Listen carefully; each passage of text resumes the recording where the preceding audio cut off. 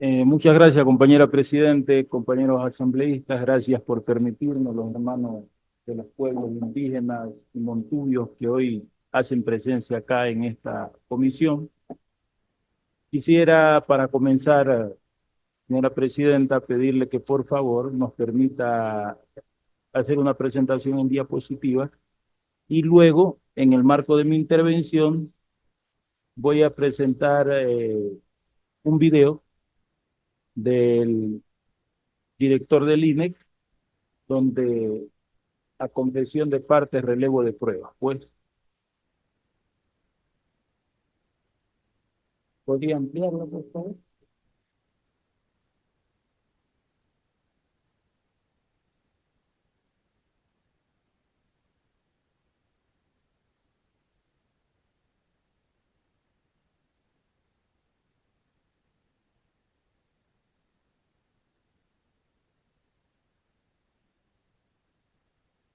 Compañera Presidenta y señores asambleístas y hermanos que hoy nos acompañan en esta comparecencia, desde el pueblo afroecuatoriano, nosotros venimos haciendo un trabajo que significa racimarnos en nuestro propio pueblo para resolver nuestra situación histórica, que tiene consecuencias esa situación histórica.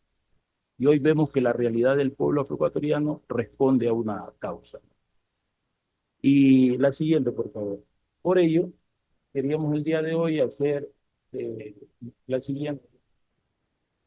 Nuestras demandas, presentarle a ustedes nuestras demandas frente a este censo de población y vivienda y comunidades cuyos resultados hablan de población y vivienda, pero ya excluye la parte de comunidades. Y ustedes se podrán ir dando cuenta en el desarrollo de nuestra ponencia eh, algunos elementos que deberían considerar desde la fiscalización para que los responsables de este etnocidio estadístico contra nuestro pueblo respondan. La siguiente. Nosotros consideramos este censo un censo fallido, ¿sí? Porque es un censo que técnicamente debería darnos las herramientas para la planificación nacional del Estado, pero sin embargo los datos que nos da desestructuran la planificación estatal, porque son datos contradictorios de la misma planificación gubernamental. La siguiente, por favor. Y por ello creemos que hay bases históricas en aquello, ¿no? También hay bases constitucionales y hay un modelo de Estado, instituciones y de representación que camina en contra de los pueblos y nacionalidades en este país. Y de hecho, la transmisión histórica o el paso histórico de lo que fue la colonia al Estado República tiene sus bases intactas y estuvo inalterable, es decir, quienes manejaban el poder en la colonia son los que manejan el poder en la República. Y quienes estábamos excluidos en la colonia somos los que seguimos excluidos en esta República por más de 200 años. En esa dinámica entonces, y quiero traer aquí a colación un texto de la doctora Rocío Rueda Novoa, cuando nos plantea que dentro del análisis de Estado, en el proyecto Estado se excluyó al pueblo afroecuatoriano o al pueblo negro o al pueblo esclavizado afrodescendiente. Y se lo excluye porque si ustedes van a las bases constitucionales y ven la redacción de la primera constitución de 1830, está la explicación, ¿no? Esa constitución recoge a los otros, protege a los otros y desconoce la presencia del pueblo de ascendencia africana en el Ecuador.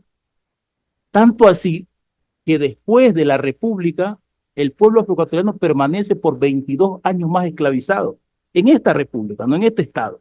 Entonces, lo que pasa ahora no nos extraña. Más bien sí nos permite tener los elementos de los voceros del statu quo que quieren que permanezcamos en ese estado de cosas, ¿sí?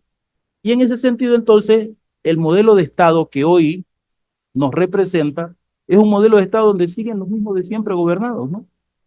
Y sus instituciones están representadas por esta gente que no ha cambiado su mentalidad porque su formación es colonizada, y entonces si la colonialidad no ha salido de ellos. Y asimismo la representación del Estado la ubicamos como una representación no objetiva porque no llega a los sectores, y son los grupos, los partidos políticos que están representados, compañera presidenta, y no los sectores sociales del país. Entonces la representación es por partidos y no por los sectores, ¿no? Ese es el tránsito histórico nuestro para llegar hasta aquí, ha sido de lucha. Nosotros no nos han regalado nada y hemos tenido que luchar contra la colonia y hoy luchamos contra este Estado representado por los herederos de la colonia. La siguiente. Mire, esos son datos estadísticos. Vamos a hablar un poquito de los datos estadísticos que nos han presentado y con los cuales el INEC viene haciendo gala de su famoso censo, y nosotros podemos darnos cuenta, mire, a simple vista, cómo han manejado la información estadística, que es carente de un concepto técnico. Esa información no tiene sustento técnico. Y no tiene sustento técnico porque cuando veamos las proyecciones, nos vamos a dar cuenta. Mire, en el caso del pueblo indígena, en el censo del 2001 tenía una población de 6.8. En el censo del 2010 tiene 7. Pero en el censo del 2022 sale con 7.5. Igual ha ido en un crecimiento, ¿sí? No acorde de seguro con lo que aspiran los hermanos indígenas, pero ha ido creciendo de alguna manera. En el caso del pueblo montubio, comenzó en el 2001 con 5.6, en el 2010 con 7.4, pero en el censo del 2022 aparece con 7.5. Le han dado un puntito, una décima, ¿no? Y en el caso del pueblo afrodescendiente, ustedes pueden darse cuenta que inicia en el 2001 con 4.8% que corresponderían a 604.000 afroecuatorianos. En el censo del 2010 fuimos el 7.2% de la población ecuatoriana, que correspondía a 41.559 afroecuatorianos. Oh sorpresa, en el 2022 somos el 4.9, que representa 830.000 afroecuatorianos. Es decir, ¿en qué cabeza de un análisis político simplemente, no un análisis técnico en proyección estadística, vamos a encontrar que una población reduce de tal manera sin un cataclismo o un hecho caótico, un hecho catastrófico que pueda acabar una población? Eso no tiene parangón en la historia. Eso solo se podría dar por un etnocidio. Y claro, en este caso es estadístico, ¿sí? Porque ellos no tienen base sustentada para darnos estos datos que nos están dando. Porque no hay regresión estadística si no hay un evento cataclísmico, un evento que pueda justificar aquello. Y claro, nosotros decimos entonces que las defunciones del 2010 al 2019 se han mantenido constantes en el país. Entonces, no es un efecto de las defunciones. Han habido aproximadamente 67.000 a 70.000 defunciones por año, ¿sí? Excepto en el año 2020 y 2021, que subió a un poco más de 75.000 defunciones por año como consecuencia de la pandemia por COVID. Pero en suma, podemos decir que durante ese periodo de 10, 12 años, las defunciones han estado alrededor de 665.000 defunciones en el país. Si nos está diciendo entonces este censo que la población afroecuatoriana ha descendido, entonces nos está diciendo tal vez que las defunciones de esos 600.000 muertos en 10 años fueron negros, fueron afrodescendientes. Es falso, ¿sí? Por otro lado, cuando nos plantea el censo, la anterior, por favor, cuando el censo nos plantea ese crecimiento poblacional, también está de la mano con el tema de la natalidad en el país. Y la tasa de natalidad para el 2010, cierto, estaba en 21.89, con una reducción al 2021-22 al 16.82. Pero solo son 600.000 nacidos vivos, menos de lo que se esperaba. Y ahí vamos a hablar de las estimaciones que está en la diapositiva 5. Donde, mire, con esas proyecciones trabaja el Estado. ¿Cómo se proyectaba la población del 2010 al 2020? Ese es el crecimiento poblacional. Quienes hacemos salud en el territorio, cada año tenemos una población que debe ser cubierta. Y esa población es técnicamente escogida y cuando vamos al territorio la encontramos. Hay que conseguir niños de 1 a 5 años y lo vamos al territorio y encontramos estos niños. Vamos a buscar la población de embarazadas de acuerdo a la proyección del censo y la encontramos en el territorio. Entonces aquí no es que ha habido una mala estimación en el 2010, sino ha habido un mal censo en el 2022. Y en esa dinámica entonces, ¿qué nos responde el señor director del INE? Que cuando nosotros planteamos con él esa proyección, si nosotros en el 2010 fuimos 7.2, de acuerdo a la proyección, en el 2020 debíamos ser 9.6% de los afrodescendientes. ¿Sí? Con probabilidad de ser mayor en un trabajo orientado de autoidentificación, una campaña publicitaria que ayude y pueda contribuir a que, lo cual no se hizo. Entonces, ahí me gustaría que nos ayude con el video que está ahí, por favor, antes de continuar. Porque estas son las respuestas que encontramos entonces del director del INE. No encontramos unos datos técnicos, sino que encontramos algunas apreciaciones políticas del director del INE como esta.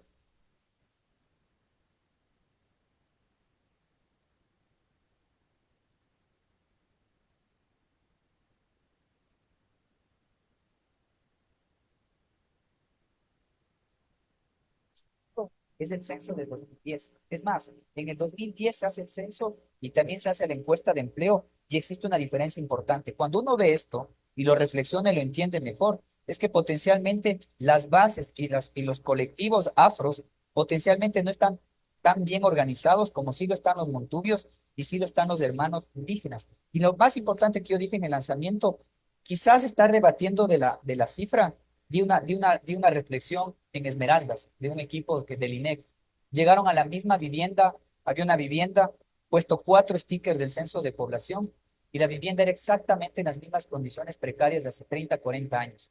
Han habido N alcaldes posiblemente en estos territorios, hemos pasado una bonanza económica y las condiciones de vida de nuestros hermanos afro siguen siendo... Pero es un poco, sí, eso iba a decir, solamente esto solo, pero es un poco raro, digamos. Me imagino yo que una persona afro no va a decir que es mestiza, ni indígena, ni montubia, va a decir que es afro. ¿Sabes cómo se resuelve esto? A nosotros nos llegó exactamente la misma reflexión a finales de diciembre cuando veíamos una caída y mandamos a equipos de verificación en Esmeraldas. Y decían, jefe, eran personas que visualmente tú y yo podemos decir son afros. Y ellos decían, no, yo no soy afro, yo soy mestizo. No te voy a decir que esto es la generalidad, solo te estoy dando casos puntuales porque esto es autoidentificación. ¿Ustedes creen que esa respuesta del señor director es técnica o política? ¿Qué tiene que ver las organizaciones con un censo que es un trabajo técnico en territorio? ¿Qué tiene que ver? O sea que los mestizos en este país están tan organizados que pudieron participar en el censo y ellos no tienen vulneración de derecho en cuanto al número de población, entonces. Fue por organización que obtuvieron la población que tienen. Pero saliendo de esta comisión también, porque ustedes convocaron el 20 de marzo al señor director del INE, mire, en el periódico Primicia hace la siguiente declaración. Allí habla de desorganización y habla de que la gente no se ha autoidentificado, como que si en el 2010 830.000 afros se hubiesen autoidentificado, pero para el 2022 230.000 afros descubrieron que no eran afros. ¿Cierto? Eso es lo que acaba de decir el señor. Pero él mismo dice, mire, ¿cuál es la cifra definitiva de omisión censal? Le pregunta. Y dice el señor, son 738.000, que corresponde a 4.2% de la población total. Y escuchen lo que dice. La mayor parte de estas personas están en Guayas y Esmeraldas. Ahí la omisión censal es del 4.2%, pero está dentro del rango admisible. O sea que la omisión censal, él está diciendo que fue en Guaya y Esmeralda, en territorio afrodescendiente. Porque en Guayaquil, donde no fueron, fueron a las periferias donde está nuestra gente, y en Esmeraldas no fueron. Pero un dato que no se nos escapa, pero está en los datos del INE, él habla de omisión censal en Esmeralda, pero para el 2010 se habla de una cobertura de 43% y en el 2022 del 59%. Es decir, incrementó el censo. ¿Cómo habla de estas cosas el director del INE? ¿Acaso no conoce su base de datos? ¿Quién le está pasando la información al señor director del INE? En esa dinámica, entonces, él mismo asegura que la principal razón por la omisión en Guaya y en Esmeralda es por la ola de inseguridad que vive el país. ¿Sí? También dice que entre las razones que se producen omisión censal en el censo está que la mayor parte de la omisión es en áreas urbanas, menores de 5 años, habla de indicadores y de algunos temas como eso. Y una de las cifras tiene que ver, dice, con la reducción de la población afroecuatoriana, donde en el 2010 fue 7.2 y ahora son 4.8, es decir, valores de reducción de 220,000. Es decir, no hubo ni siquiera proyección de crecimiento, porque en la proyección de crecimiento nosotros llegaríamos a 1.400.000 y más. Es decir, de acuerdo a la proyección, la reducción ha sido 600,000, que son los 600,000 que murieron del 2010 probablemente al 2022, o los 600,000 que no nacieron porque hubo reducción de la natalidad. Es decir, este señor no entiende ni sus propios datos, si quiere hablar de datos. Y como eso tenemos tantos datos, señora presidenta, y compañeros asambleístas y hermanos que nos acompañan, que pudiéramos hoy desnudar todos los datos que han inobservado para levantar la información censal. Por ello, quisiera que nos ayude con la siguiente diapositiva.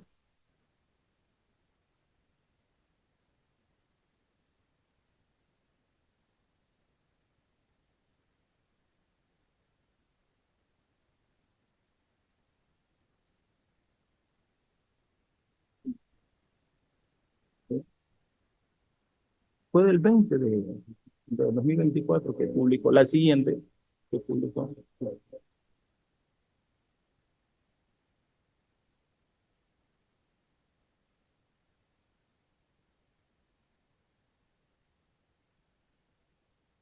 Esa.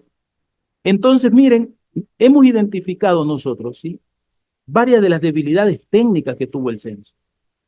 Y comienzan porque hay una desinstitucionalización y exclusión de las garantías de derecho para la planificación y ejecución de acción para pueblos y nacionalidades dentro del INE. Ellos eliminaron la CONEPIA y crearon el CEPIAN. La CONEPIA era la Comisión, cierto, de Estadística para Pueblos y Nacionalidades, pueblos indígenas y afroecuatorianos, que funcionó adecuadamente en el censo del 2010. Pero ellos desestructuraron esa comisión, crearon otra comisión que no funciona y no está integrada por afrodescendientes, indígenas y montunos. Allí tienen uno de los problemas, ¿cierto? Un segundo problema que hay es la inadecuada e inconsistente planificación precensal, censal y poscensal. Y eso se puede identificar fácilmente porque el INE estableció un periódico censal atípico, un periodo censal en 2 a 3 meses. ¿Cuándo habíamos visto en el Ecuador un periodo censal en tanto tiempo? Si los censos se organizaban en un día, todo el mundo estaba en su casa, las instituciones públicas y los gobiernos autónomos descentralizados se unificaban y todo el mundo corría, cubría su población y al fin del día teníamos la información que era procesada después. Ahora se hizo un censo en 3 meses, incluso con bases de datos, haciendo censos en línea, haciendo un sinnúmero de actividades que no corresponden a un proceso técnico como tal. Muchos de los hermanos, si consultamos de los que están aquí, ¿cuántos no fueron censados? Y ayer me decía una compañera mestiza en mi institución donde trabajo que ellos no fueron censados. De la misma manera nosotros creemos que se realice un censo con mala planificación. ¿Cómo vas a realizar un censo en medio de una situación de alta violencia o virulencia nacional? Donde por primera vez nuestro país se ubicó como uno de los países más peligrosos del mundo y de América Latina dentro de los 3 primeros. Y en el caso de Esmeralda la ubicaron como las 3 ciudades más peligrosas de esta América. ¿Cómo vas a realizar un censo en esas condiciones? ¿Qué garantía tenían los censistas? Entonces, si queremos responsabilizar a ellos, no tenían y no podían entrar, porque la gente ya no estaba en la calle. ¿Quién podía ir a un sector suburbano en estas condiciones? En el propio centro de la ciudad no habían garantías para pernoctar. Entonces, ¿quién iba a realizar un censo ahí? Lo otro es que a cargo de quién, además del INE, estuvo el proceso de censo. No nos han dicho eso, porque antes estaban las instituciones educativas, estaban ahí junto con el INE, los gobiernos autónomos. Ahora, ¿quién lo hizo? ¿Será que tercerizaron el proceso? ¿Será que contrataron privadamente a alguien? Que nos respondan eso, porque esos son algunos de los problemas que desestructuran el censo.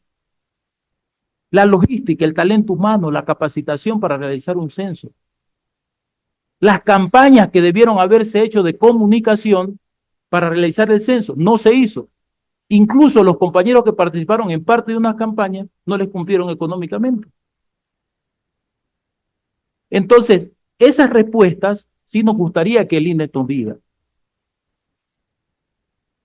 Creemos también, ¿no?, que con todos estos temas que nosotros hemos planteado, y tenemos muchos más temas que podemos decirle por qué precensal, censal y poscensal, fue un desastre ese censo. Y ahí están los resultados. Y entonces, ahora sí podemos decir entonces que, como lo estableció el mismo director del INE, este es un censo no técnico, sino político, en función de ver a quién beneficia y a quién no. Me imagino que al pueblo indígena no le bajaron la cantidad de población porque tienen miedo a una movilización o la fuerza del movimiento indígena o del pueblo montubio. Como dice que los desorganizados somos los afrodescendientes, que no es así, entonces, claro, nosotros no hacemos movilizaciones, entonces por ello nos bajaron los puntos en el censo. Que nos respondan aquello, ¿no?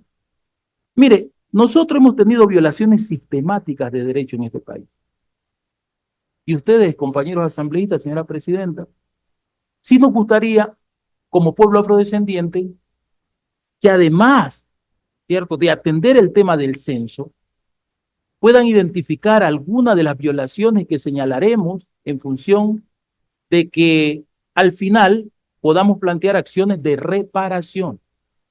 Porque esto no es simplemente discutir, ver datos, sino tomar acción. Históricamente, miren, nosotros hemos sido afectados como pueblo afroecuatoriano cuando se derogó la ley de derechos colectivos de nuestro pueblo. No tenemos una ley. Teníamos una ley y se derogó, ¿sí? Segundo, se eliminó la institucionalidad afroecuatoriana.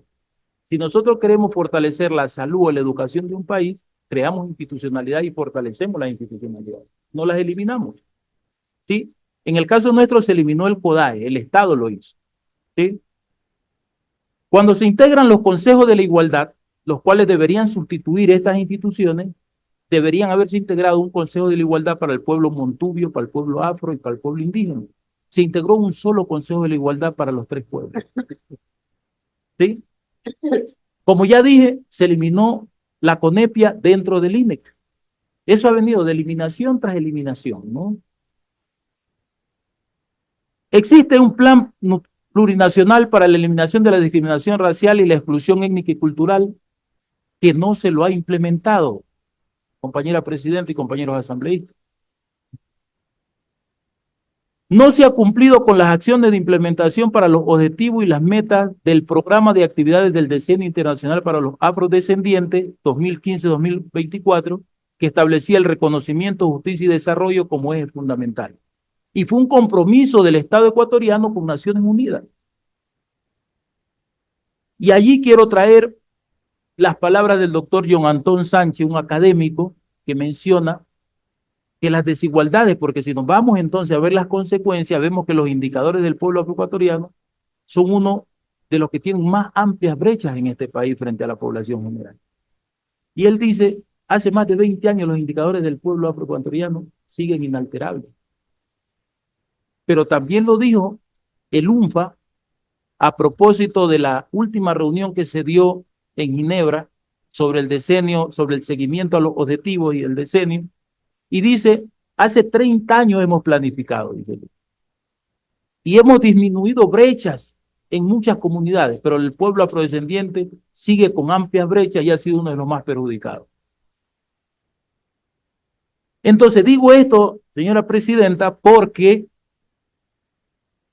como Asamblea Nacional debemos ir pensando en qué acciones para reparar, ¿cierto?, esta violencia histórica contra nuestro pueblo debemos ir legislando. Ha existido ausencia histórica del Estado en nuestros territorios afroecuatorianos, eso es a diario. Y existe insuficiente o casi nula política pública, no han invisibilizado, existe violencia, violación de derechos en comunidades como San Lorenzo, Eloy Alfaro, Carchimbaura, en las periferias de Quito, Guayaquil, donde vive nuestra gente. No hay política pública ahí.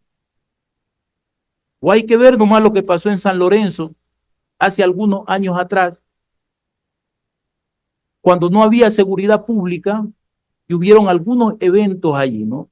El país se enteró de San Lorenzo que no tenía algunas condiciones en el norte de Esmeralda por un hecho de violencia significativo en el cuartel de policía en San Lorenzo. Pero no se hizo nada a partir de ahí tampoco para mejorar la condición. Tenemos casos como esclavitud moderna, compañera presidenta y señores asambleístas, para afroecuatorianos. En el caso de Furukawa, por más de 40 años, comunidades negras esclavizadas con la anuencia de un Estado que nos invisibiliza. Tenemos desterritorialización y judicialización de los defensores del territorio con la égida de este Estado. Son los casos de Barranquilla, la familia Obregón, San Francisco, Huimbí, en Intac y otros territorios. Pero asimismo, ha habido un incremento de delitos de odio, discriminación racial e inacción de la justicia ante las denuncias. La misma Fiscalía lo dice, que desde el año 2016 al 2019 se presentaron 1.355 denuncias por delito de odio y 503 por delito de discriminación racial. Solo una fue atendida. En el caso del pueblo afroecuatoriano, compañeros. Asimismo, existe un incremento de casos de perfilamiento racial por los órganos de represión del Estado, sobre pretexto de los estados de estos estados de emergencia, que nos han complicado la vida aún más y no han resuelto el problema de seguridad. Entonces, debería esta asamblea y esta comisión analizar esa situación para que no sigamos siendo victimizados los afrodescendientes. Existe un incremento de la violencia, criminalidad en nuestros territorios, pero asimismo, la siguiente, por favor. Estas realidades son las que no queremos volver a ver. Jóvenes negros asesinados y el Estado sin tomar acción. La siguiente. Estas realidades, como las del caso Furukawa, así vivían nuestros hermanos. Entonces, en esa dinámica, señora presidenta y compañeros asambleístas, para nosotros es importante plantear, ¿cierto?, y demandar de ustedes profundizar la fiscalización en este proceso de censo fallido y que los responsables respondan.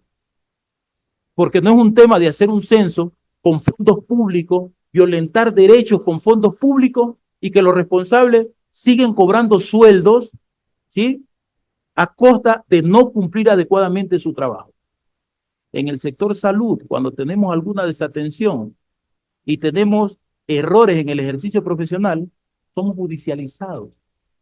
O sea que esta gente puede cometer los errores que sea, violentar derecho a quien sea, y no son judicializados, ¿no?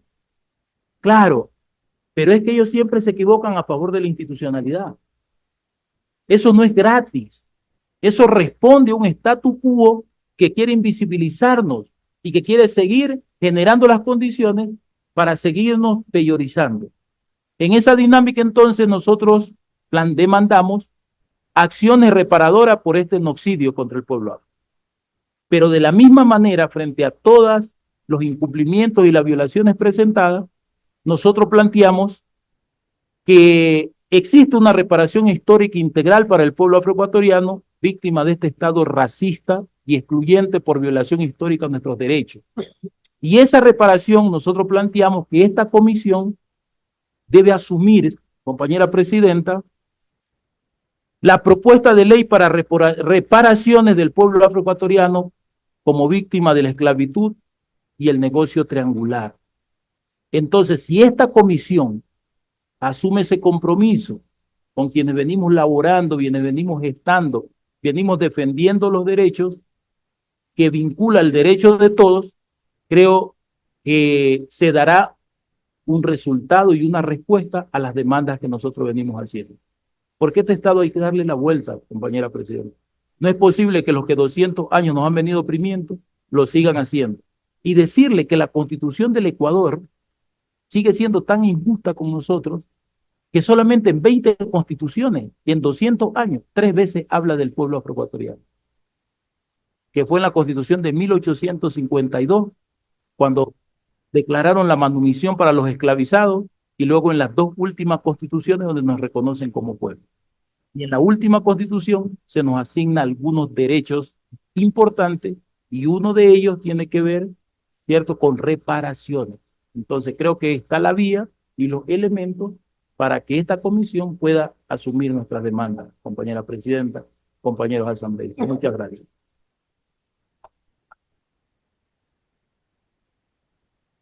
Agradecemos la participación del doctor David Quiñones Ayoví, vocero nacional del Consejo Ejecutivo del CUPA y secretario nacional de UPA. Señor secretario, la siguiente comparecencia. Señora presidenta, el siguiente compareciente